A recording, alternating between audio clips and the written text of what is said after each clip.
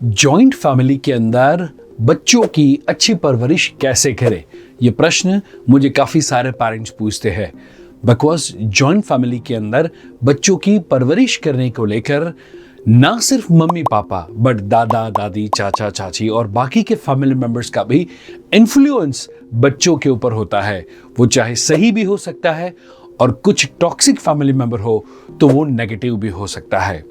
So being a parent, हम हमारे बच्चों की जॉइंट फैमिली के अंदर अच्छी परवरिश कैसे करें, उसको लेकर 6 पावरफुल स्ट्रेटजीज है जो आज की ये वीडियो में मैं आपके साथ शेयर करने वाला हूं। हाय फ्रेंड्स, मैं हूं Parikshit Jubanputra, life management coach and motivational speaker.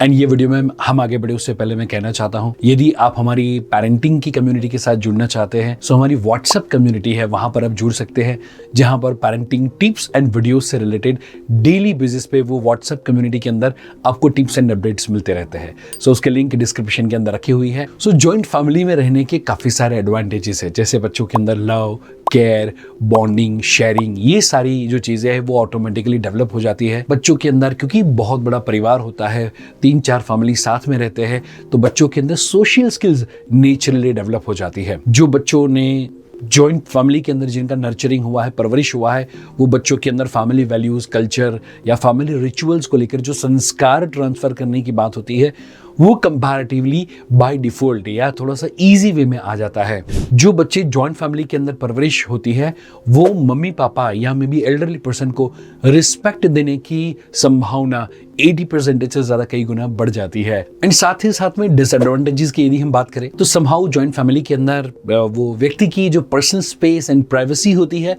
वो कंपैरेटिवली थोड़ी बहुत कॉम्प्रोमाइज हो जाती है। मे बी शायद बच्चों के अंदर जो डिसीजन मेकिंग या ऑटोनॉमी जो डेवलप होनी चाहिए वो संभव नहीं हो पाती। मे बी शायद पेरेंटिंग को लेकर पेरेंट्स की parenting style is different and दादा दादी या चाचा चाची की पेरेंटिंग स्टाइल इज डिफरेंट, तो उसको लेकर बच्चा कई बार कंफ्यूज या लो कॉन्फिडेंट फील करना शुरू करता है। कई बार मम्मी पापा पॉजिटिव होते हैं बट जब साइड इफेक्ट होता है, जब कोई एक family member toxic family member हो एंड उसकी जो नेगेटिविटी है या उसका जो नेगेटिव इन्फ्लुएंस है वो बच्चों के ऊपर और हमारे रिलेशनशिप के ऊपर आना शुरू हो जाता है। कई बार देखा गया है कि मम्मी, क्योंकि घर के इतने सारे काम करने होते हैं, मम्मी अपने बच्चों के साथ जो क्वालिटी टाइम स्पेंड करना चाहिए, 1-to-1 टाइम स्पेंड करना चाहिए, वो समहाउ कई बार नहीं कर पाती। और कई बार जो फैमिली इश्यूज होता है उसका जो स्ट्रेस होता है उसका भी इफेक्ट बच्चों के ऊपर होता है। सो मे बी समहाउ कुछ एडवांटेजेस है और कुछ डिसएडवांटेजेस है। सो हम ऐसी कौन सी 6 स्ट्रेटजीज को फॉलो करें कि जिसकी बदौलत आपके बच्चे को जॉइंट फैमिली में रहने के एडवांटेजेस मिले बट उसकी जो साइड इफेक्ट्स है या जो डिसएडवांटेजेस है वो कम से कम मिले या ना के बराबर मिले। सो वो चीजें आज हम जानने वाले हैं। सो अब देखते हैं 6 पावरफुल स्ट्रेटजीज जो being a mother, being a father आपको आज से फॉलो करने की शुरुआत करनी है।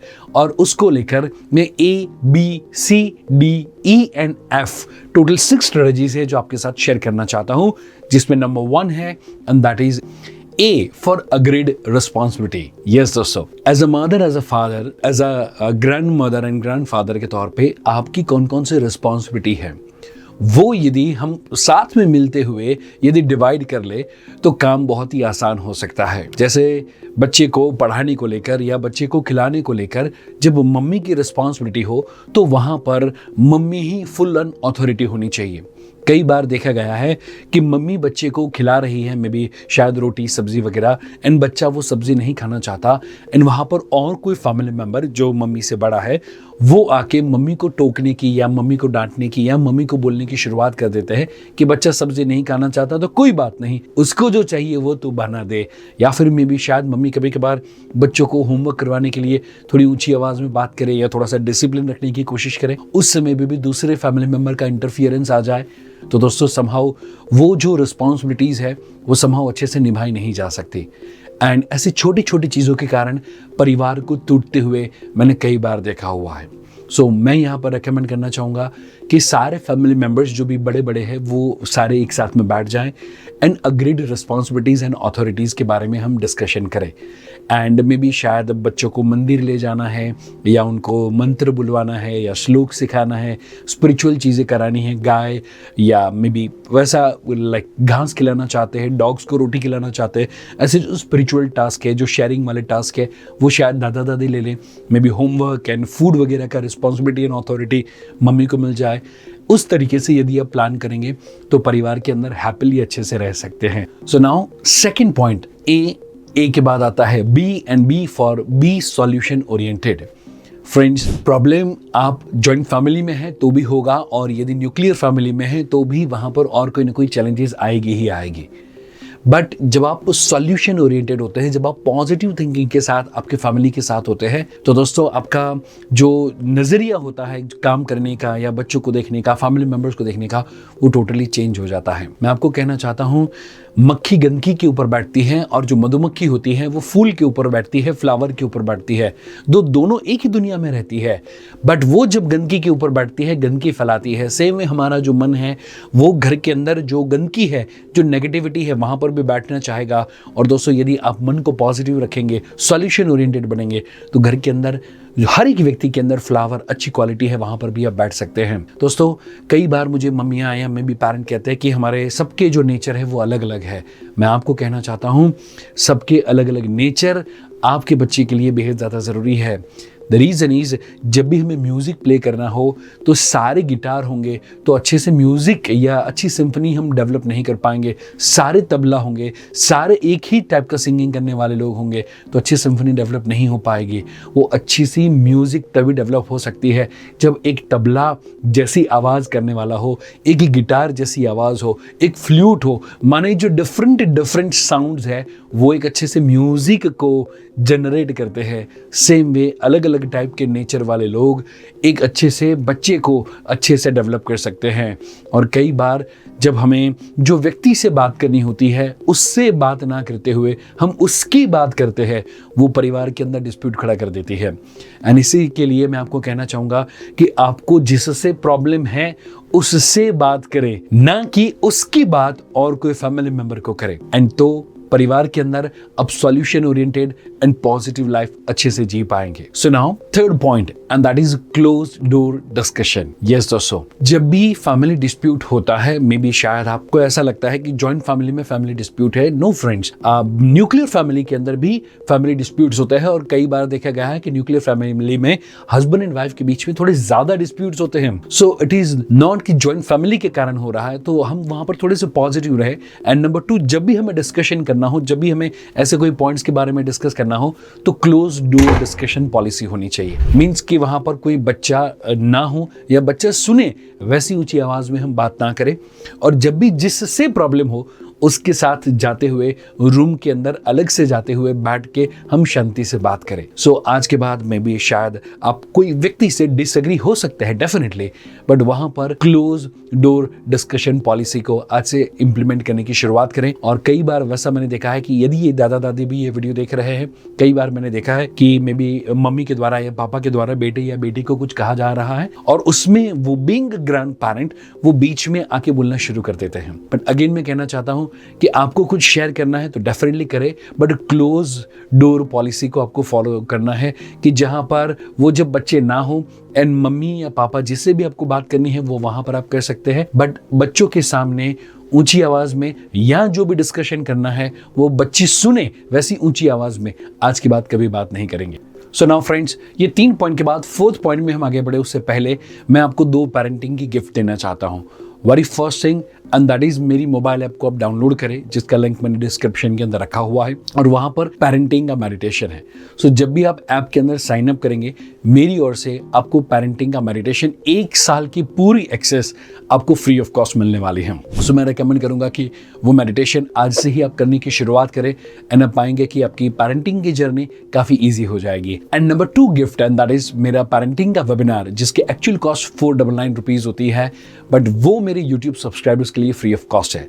सो चाइल्ड साइकोलॉजी को जानते हुए बच्चे के गुस्से को, टीवी मोबाइल को या और कोई भी बैड हैबिट को बच्चे की दूर करना चाहते हैं तो मेरा पेरेंटिंग वेबिनार आपको बेहद ज़्यादा हेल्पफुल साबित हो सकता है। सो दोस्तों, आई वुड रेकमेंड कि लिंक मैंने डिस्क्रिप्शन के अंदर रखी है, वहां पर जाते हुए वो फ्री वेबिनार के लिए आपका रजिस्ट्रेशन जरूर से करवाएं। So friends, now fourth point आता है and that is develop child's unique strength. Yes, जब ज्यादातर बच्चा न्यूक्लियर फैमिली में होता है या मे बी शायद अलग, जब मम्मी पापा अपने बच्चों की परवरिश करते हैं तो क्योंकि मम्मी पापा का पूरा फोकस वो एक बच्चे के ऊपर होने के कारण वो बच्चे के अंदर कौन सी यूनिकनेस है, कौन सी स्ट्रेंथ है, वो ज्यादातर मम्मी पापा फाइंड आउट कर पाते हैं। But when it comes to the joint family, शायद कई बार ये चैलेंजिंग हो जाता है बिकॉज वहां पर 2-3-4 बच्चों की एक साथ में परवरिश होती है और कई बार बच्चों का कंपैरिजन होता रहता है। जो बच्चा कौन सी चीज़ में वीक है, जैसे बेटा या बेटी मैथ्स में वीक है और बाकी के 3 बच्चे अच्छा परफॉर्म कर रहे हैं, तो पूरा फैमिली मिलके उसकी मैथ्स के ऊपर ज़्यादा फोकस करते हैं कि वहाँ पर वो इंप्रूवमेंट लाए। बट दोस्तों, मैं आपको कहना चाहता हूँ, जॉइंट फैमिली के अंदर यदि उसके सारे बेनिफिट्स आपको लेने हैं तो बच्चे का जो यूनिक स्ट्रेंथ है उसको डिस्कवर करना है एंड नंबर 2 उसको डेवलप करने के ऊपर फोकस करना है। सो मे बी घर के अंदर 3 बच्चे हैं, मे बी 4 बच्चे हैं, सो वो हर बच्चा कौन कौन से काम को यूनिक तरीके से कर सकता है, मे बी सारे बड़े मिलके maybe once in a month एक बार पर्टिकुलरली पॉइंट्स बनाएं कि रोहन है ये काम में बेस्ट है, रोनी है ये काम में बेस्ट है, वगैरह वगैरह। सो आप यदि जॉइंट फैमिली में हैं और आपके बच्चे की यूनिक स्ट्रेंथ कौन सी है, आई वुड रिकमेंड आप चाहे तो कमेंट करके मुझे बता सकते हैं। सो बच्चों की यूनिक स्ट्रेंथ को डेवलप करना है एंड 5th पॉइंट कहता है कि बच्चों के अंदर एंकरेज करना है, encourage child's independent thinking. Joint family के अंदर हर छोटे से छोटा कोई भी डिसीजन लाना हो तो वो ज्यादातर म्यूचुअल डिसीजन होता है। मे बी टीवी कौन सा लाना है, मे बी कहाँ पर घूमने जाना है, क्या करना है क्या नहीं करना है, दिवाली का बजट क्या होगा, वगैरह वगैरह। और ज्यादातर ये डिसीजंस बड़े व्यक्ति के द्वारा, बुजुर्ग व्यक्ति के द्वारा लिए जाते हैं एंड इसीलिए कई बार जॉइंट फैमिली में पले बड़े काफी सारे बच्चे अपने जीवन में बड़े होने के बावजूद भी बड़े बन नहीं पाते, अपने जीवन के इंडिपेंडेंट डिसीजंस नहीं ले पाते। हर छोटी छोटी बात में शादी के बाद भी मम्मी को या पापा को पूछना पड़ता है, that is not good. And इसीलिए आज के बाद हर बड़े व्यक्ति का, मैं भी दादा दादी यदि वीडियो देख रहे हैं, स्ट्रांगली रेकमेंड करूंगा घर के अंदर वो डिसीजन लेने के लिए बच्चों को इन्वॉल्व करने की शुरुआत करें। बच्चों के अंदर इंडिपेंडेंट डिसीजन एबिलिटी को हमें इंकरेज करना है। सो कहीं पर घूमने जाने के लिए, मे बी कोई प्रोग्राम या कोई भी कहीं पर भी एनरोल करने के लिए, मे बी टीवी या कोई भी गैजेट लेने के लिए बच्चों को आज से एंकरेज करें कि वो डिसीजन ले और बड़े अपने अनुभव उनके साथ शेयर करें ताकि वो जो डिसीजन है वो मैच्योर डिसीजन हो। बट बीइंग मदर फादर और ग्रैंड पेरेंट और चाचा चाची, हम हमारे डिसीजंस जितने बच्चों के ऊपर थोपेंगे, बच्चे उतने ज़्यादा इनकॉन्फिडेंट फील करेंगे, अपने जीवन के अंदर वो इंडिपेंडेंट नहीं बन पाएंगे।